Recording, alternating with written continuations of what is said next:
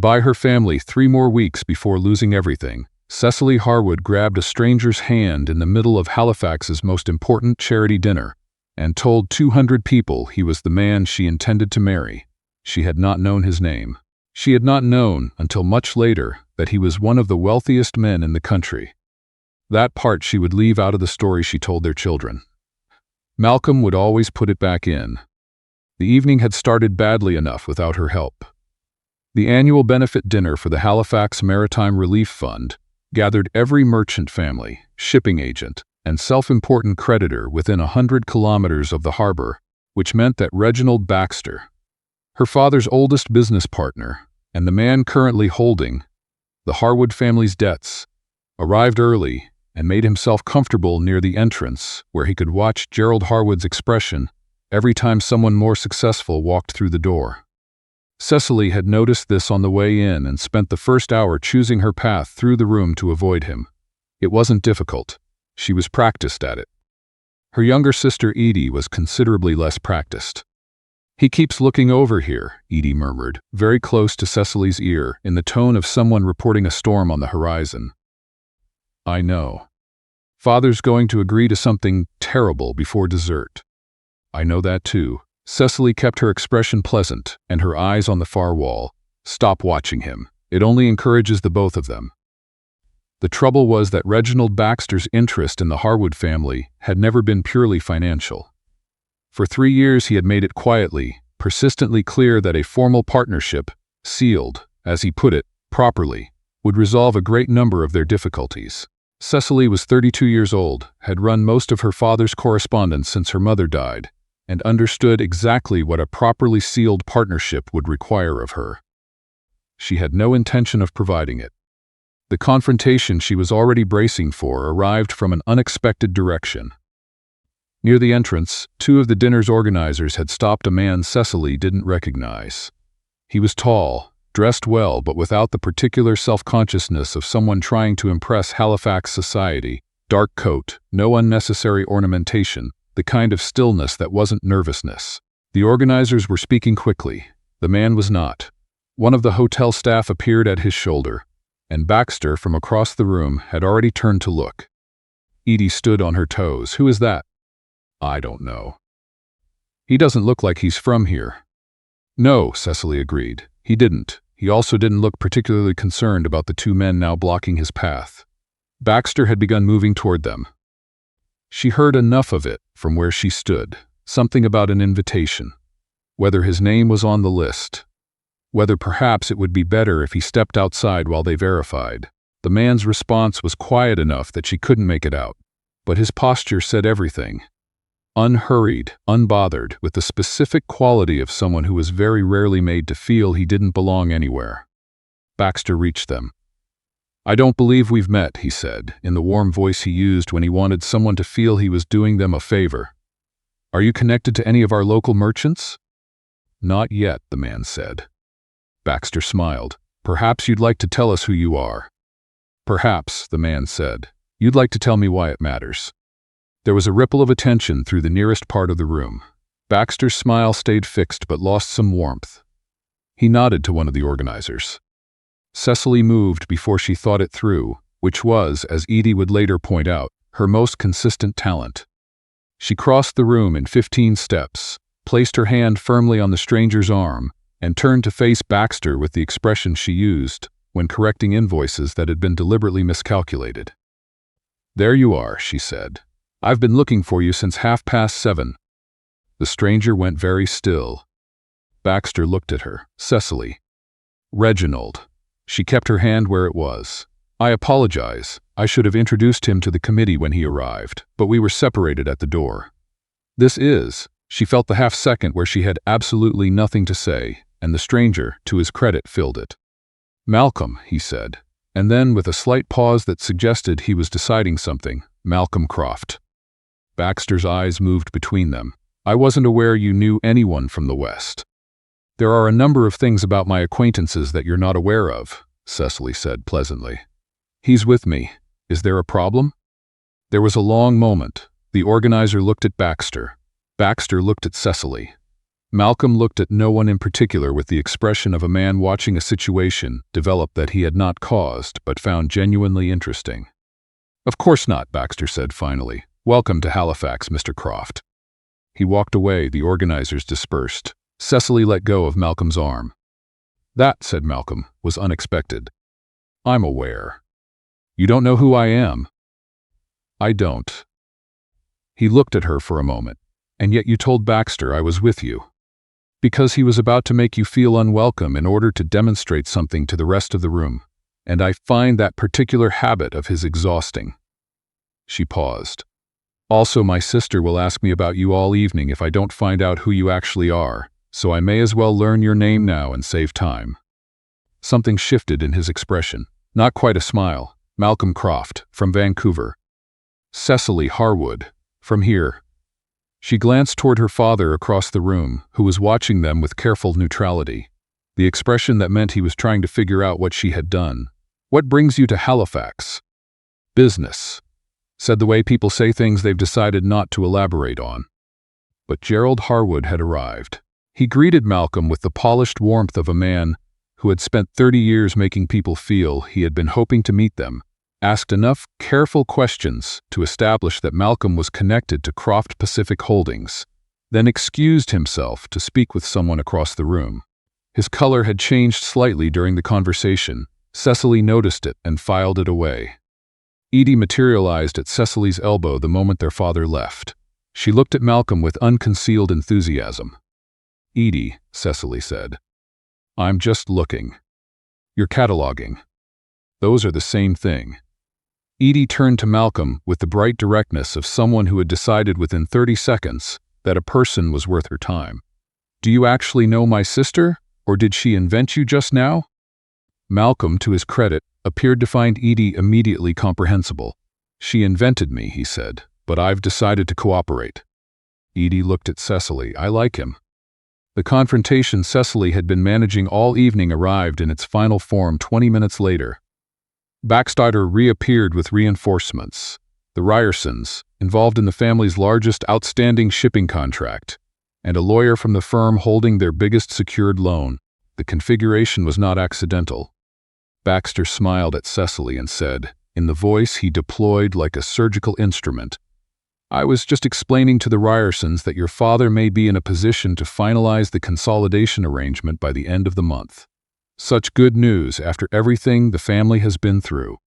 The consolidation arrangement was what Baxter called the proposal that would give his firm controlling interest in Harwood Shipping in exchange for retiring the family's debts. He had been calling it that for 6 months. Cecily had been declining it for 6 months. Mrs. Ryerson looked at Cecily with the bright eyes of someone who had heard something she wasn't supposed to. "And is it true there may be some personal news as well?" Reginald mentioned. "There is," Cecily said. Everyone looked at her. She had a half-second. She used it the way she had used the last one. "Malcolm and I are engaged." She said it in the same tone she used to sign letters, firm, final, unremarkable. "We've been keeping it between family, but I suppose it's time." Malcolm turned his head toward her slowly. Edie made a sound she immediately converted into a cough. Baxter's pleasant expression did not change, but something behind it did, engaged. "Yes." "To Mr. Croft."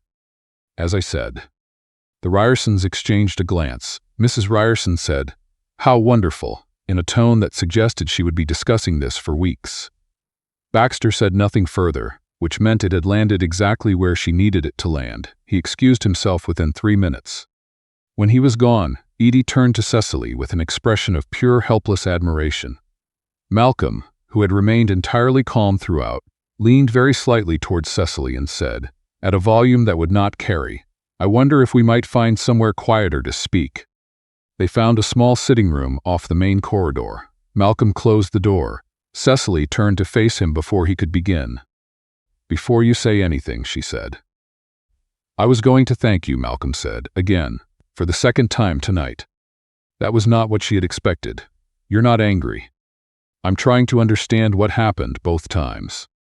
I told Baxter you were my fiancé to stop him from pressuring my father into an arrangement that would effectively hand him control of our family's company.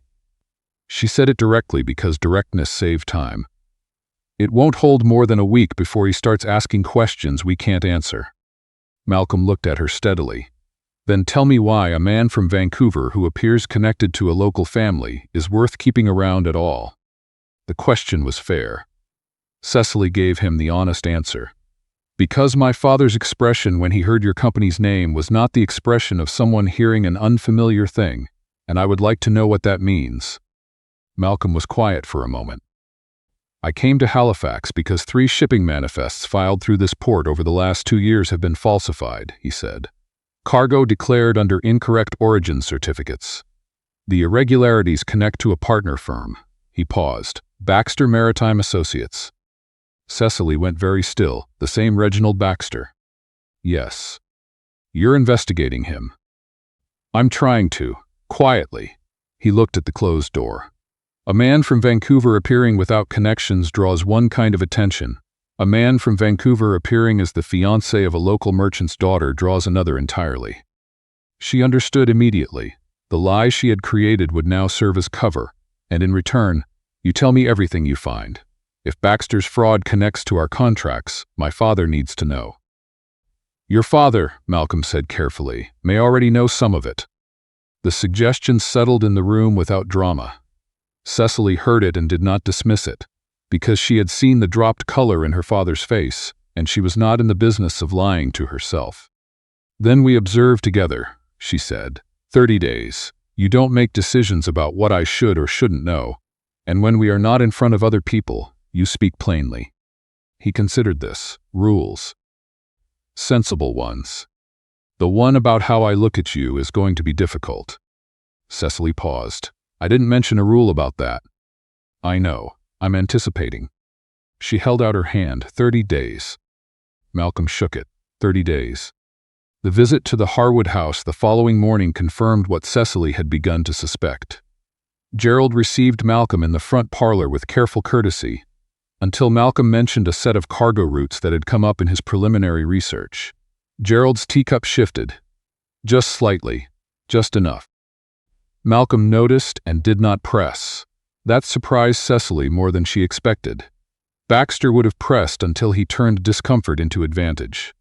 Malcolm simply accepted the answer and asked Edie whether Vancouver had proper autumn weather, which she answered at considerable length. When Malcolm left, punctually, as she was learning to expect, Cecily walked him to the gate. "He recognized your name," she said. "Yes." "And he hid it." "He hid something. That's not the same as knowing what I'm investigating." She looked at the house. "My father wouldn't be involved in fraud." "I didn't say he was. I said he recognized my company name. A man who knew Baxter's business well enough might have learned it any number of ways." Malcolm kept his voice even. "Pressing a frightened man before you know why he's frightened makes him more frightened. That's surprisingly patient of you. I've been told I'm very predictable." That was about me. I'm aware. In the days that followed, the fake engagement required more improvisation than either of them had planned. At the first dinner they attended together, someone asked how they had met. "Through a mutual friend," Cecily said. "At the Harbor Commission offices," Malcolm said at the same moment. Edie, seated next to Cecily, looked at the ceiling. "The Commission offices," Cecily recovered, "where our mutual friend arranged the introduction." The woman who had asked smiled. "And who proposed first?" "He did," Cecily said. "She did," Malcolm said. "It was," Cecily said after a fractional pause, "somewhat simultaneous." Malcolm did not blink. There was a great deal of coordination, he offered. Edie excused herself from the table. When she returned, she leaned to Cecily's ear. "You need to practice." They practiced, in the sense that they spent more time together. Cecily found that Malcolm was easier to tolerate than she had initially measured. He was direct, he read quickly, and he had a particular dry wit that surfaced only when he was not performing his public version of himself. She also found, watching him work through shipping records spread across her father's library table, that he was thorough in a way that went past professional obligation. He had been trying to resolve this for 2 years. She could see it in how he handled the documents, not urgently, but with the patience of someone who could not afford to be wrong. "Your father?" she asked one evening, nodding at a manifest he'd been holding for several minutes. Malcolm set it down. He built the company from a single supply contract in 1861. He died believing someone had routed false cargo through his accounts. He never found out who. And now you do. I know it connects to Baxter. I don't have the proof yet. Cecily thought of Baxter's warmth at the dinner, the lawyer he had brought, the carefully arranged social pressure. What does he gain from falsified manifests? Tax avoidance, primarily. Certain cargo declared under incorrect origin pays lower harbor fees. Over 8 years, the amounts become significant. Malcolm looked at the document, but there's a second layer. Some of the rerouting concealed shipments that shouldn't have existed at all. She sat down across from him. What kind of shipments? He met her eyes steadily. That's what I'm trying to confirm. The anonymous letter arrived 10 days in, slipped under the door of Malcolm's rooms on Barrington Street. He brought it to Cecily the next morning without preamble. It said, in a plain, careful hand, "Leave Halifax before the woman pays for what you're looking for." Cecily read it twice, handed it back. "We're not stopping." "I know that. I came to tell you it arrived, not to end the arrangement." She was briefly surprised. "Good. But we're careful from here. You don't pursue anything related to the investigation without telling me first. If anything strange happens, letters, questions from people you don't know, you tell me the same day." She agreed. The terms were fair. She did not add a rule about the way he looked at her when she agreed to things, but she noticed it. It was Edie who found the connection. She had not been looking for it. She had been sorting old correspondence that Cecily asked her to file, and she had the very specific quality of attention that made her terrible at filing and useful for almost everything else. "This letter," Edie said, appearing in the library doorway, "has Baxter's firm listed as co-signatory on the Ryerson arrangement. But this one," she held up a second sheet, "from 8 months earlier doesn't." Malcolm took both letters.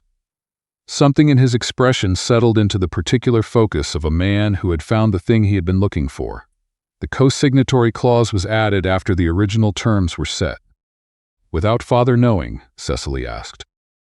Edie looked at the second letter. "There's no counter-signature from our side." The following 2 days produced more. Harbor Authority records, a series of receipts, a locked folder of her father's that Gerald opened, after some time, with the expression of a man very tired of a secret he had never wanted to keep. He sat them all down on a Tuesday evening. Edie stayed. What Gerald told them rearranged the shape of several years of Cecily's understanding. 11 years ago, Gerald had discovered that Baxter was rerouting cargo through Harwood accounts without authorization. He had confronted Baxter. Baxter had responded not with denial but with a document, a forged promissory note bearing Gerald's signature, worth more than the company was worth. That would have destroyed the family outright if presented to their creditors. "He didn't ask for anything that evening," Gerald said. "He just showed me what he had. Then he put it away and said he hoped we could continue working productively together." Cecily looked at her father for a long moment. "How long have you been carrying that?" 11 years. Malcolm asked quietly. "Where is the note now?" "Somewhere Baxter keeps things he needs." The forged note changed the urgency. Malcolm determined, through 2 days of careful inquiry, that Baxter maintained a second set of secured records through a shipping agent across the harbor in Dartmouth. A clerk who had transported documents there on Baxter's behalf remembered one particular file. Getting to Dartmouth without observation required a gray morning and a borrowed fishing boat that Edie arranged with an ease that made Cecily wonder about her sister's other acquaintances. They found the documents where Malcolm had expected. The forged note was there, the falsified manifests, the altered co-signatory clause, a set of correspondence that laid out Baxter's arrangement in sufficient detail to constitute, as Malcolm said reviewing the final page, everything anyone would need. "Is it enough?" Cecily asked. "Yes." She felt relief as something physical. Then Edie, who had come along despite being told not to, looked out the narrow window. "There's a carriage, Baxter's driver." They moved quickly. The documents came with them. What followed involved a harbor crossing in a boat not designed for urgency, a conversation at the Harbor Authority offices that Malcolm conducted with a calm Cecily found simultaneously impressive and maddening.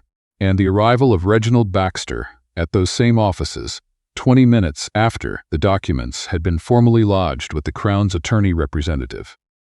Baxter looked at Cecily, then Malcolm, then Gerald, who had come because Cecily had called for him. Whatever Baxter had planned to say, he did not say it.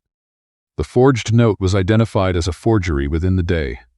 By the end of the week, authority over Harwood Shipping's contracts was confirmed to rest entirely with the Harwoods. Baxter's firm entered an investigation that, as Malcolm put it, would be significant in duration. That evening, for the first time in what felt like longer than 30 days, the house was quiet. Edie made tea and pretended not to watch Cecily and Malcolm on the back veranda. Gerald sat in the front parlor and looked, for the first time in years, like someone who had put something heavy down. 30 days, Cecily said. She was looking at the harbor. About that, Malcolm said. The arrangement is concluded. There's a letter coming from Vancouver, he said it carefully. A cousin has raised a legal challenge to some of the company's founding documents. I need to go back. Alone, Cecily said, because she could see it in his posture. The situation is uncertain. I don't want to. You were going to say you don't want to ask me to step into an uncertain situation. She turned to look at him. Because that's how you phrase things when you've decided without asking. Malcolm was quiet. Rule 1, Cecily said. I know the rule. Then stop deciding for me. She looked at him directly. I know what a legal challenge to founding documents involves. I've been reading your correspondence for 2 weeks. That's not the point. What's the point? The point is that you should ask. A long silence. Would you come to Vancouver? Malcolm asked. Cecily looked at the harbor for a moment. Then she said, When does the train leave? She did not appear at the station that first morning. Malcolm stood on the platform with Gerald and Edie, told himself this was conclusive information, and tried to behave accordingly. The first warning whistle went. He searched the north end of the platform without meaning to. Edie, who had been watching him with the same precision she applied to misfiled correspondence, said, She's coming. She said she'd think about it. She bought a traveling hat last Tuesday. She doesn't prepare for things she's not doing. Gerald looked at the far end of the platform. There. Cecily arrived, pulling a ticket from her coat pocket with the focus of someone who had calculated the time exactly and found it sufficient. She stopped in front of Malcolm. You have that look again, she said. Which one? The one that makes me want to argue with you. I wasn't going to say anything. Your face was. She set her bag down between them. Vancouver has better rail connections than I expected. I checked. Malcolm picked up the bag. It was very heavy. What did you pack? Necessary things. It feels like. If you finish that sentence, I'll reconsider. He did not finish the sentence. Edie hugged Cecily in a way that communicated without any words an entire conversation's worth of approval. Gerald held his daughter's hand and did not say the things that would have embarrassed them both. As the final whistle went, Edie called from the platform. Weekly correspondence, I mean it. Monthly, Cecily called back. She means weekly, Malcolm said quietly beside her. Cecily looked at him. I know what she means. The train moved. Halifax fell away through the glass. Cecily sat across from Malcolm and reached, almost immediately, for the file on the seat beside him. The Vancouver case notes she hadn't finished reading. He handed it over without comment. That, she decided, was a reasonable beginning. They were married the following spring, in Halifax, in the Harwood garden, because Gerald said the apple blossoms were best in May, and no one disagreed. Edie served as witness and spent most of the reception explaining to everyone that she had known from the very first evening, which was not entirely accurate but close enough to be unassailable. When people asked how Malcolm and Cecily had met, they always gave different answers. Malcolm said she had walked across a room full of Halifax's finest families, grabbed a stranger's arm without hesitation, and changed the entire course of the evening before she even knew his last name. Cecily said she had identified a problem and addressed it with the fastest available material. He said that was an extremely unromantic way to describe the beginning of their marriage. She said it was precise. He said she had, in a private moment she thought he wouldn't remember, looked at him and said he wasn't bad, actually, for someone she'd invented on the spot. She said she had been speaking conditionally. He said she had not. They never agreed on this. They agreed on nearly everything else, which was, as Edie observed at their 3rd anniversary, considerably better odds than either of them had started with. Cecily had not planned any of it. Not the hand she had grabbed, not the name she had given, not the train she had boarded. She had always believed that careful decisions were better than impulsive ones, right up until the point where every impulsive decision she had ever made proved, collectively, to have led somewhere she would not have given up for anything. Some things work out not because they were planned, but because two people with entirely different methods end up, without quite meaning to, choosing the same direction. If you were standing where Cecily stood that night at the harbor dinner, would you have taken that stranger's hand? Tell us in the comments, and if you haven't subscribed yet, do it now so you don't miss the next story.